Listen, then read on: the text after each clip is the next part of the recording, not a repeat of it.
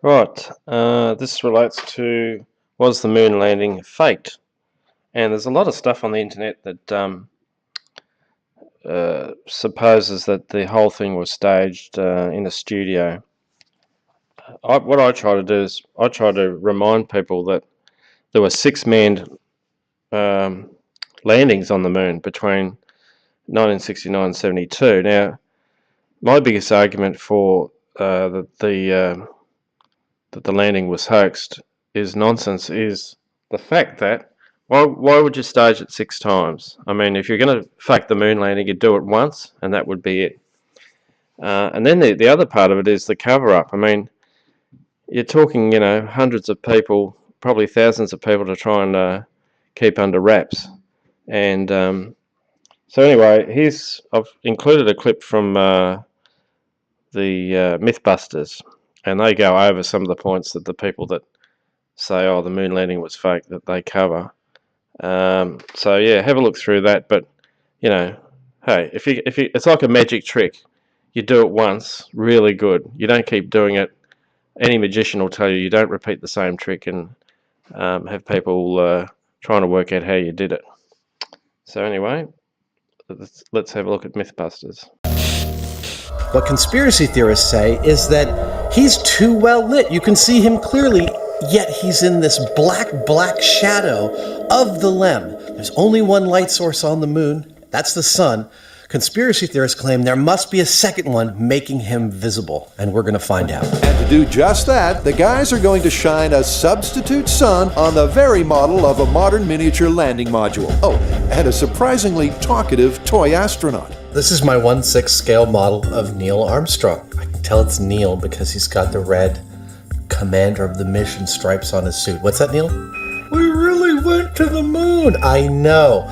But the thing is that in order to prove that, we got to take some photographs, and to take some accurate photographs, I got to make a ship for you, a home for you. Okay.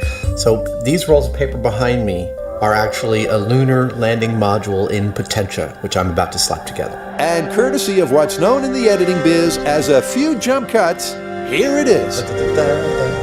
Conspiracy theorists are saying that the shot had to have been faked using a fill light. Personally, I think it's because the moon's surface is reflective.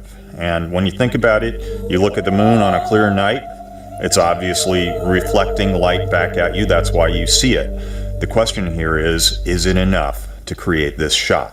To test Jamie's hypothesis that the mythical fill-in light is simply sunlight bouncing back off the moon's surface, the guys black out the set. Behold our moon landing set. Because it's all about reflectivity, we put blacks all around the shot, covered the whole set to eliminate any spill, any reflected light that's not coming directly from our moon's surface. That's the landing module, astronaut, lights, and camera sorted. Dude, this looks so cool. The only missing component is a moon dust analog that accurately reflects the reflective quality of the real stuff. The dust that covers the moon is called regolith. When the sunlight shines upon the moon, regolith reflects a certain amount of sunlight back towards Earth. That reflective quality is called its albedo. Now, the albedo of moon dust is between 7 and 10%, according to our sources at NASA. To make our version of regolith, we used Portland cement and charcoal powder. Now, to measure the albedo or reflected light coming off of it, we used a light meter and our fake sun. 8%, dude, that is perfect. What we just showed with this test is that our sample regolith has a reflective index of about 8%, which makes it ideal for us to test with.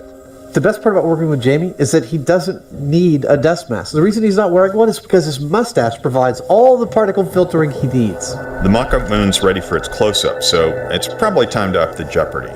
Cue our resident drama king.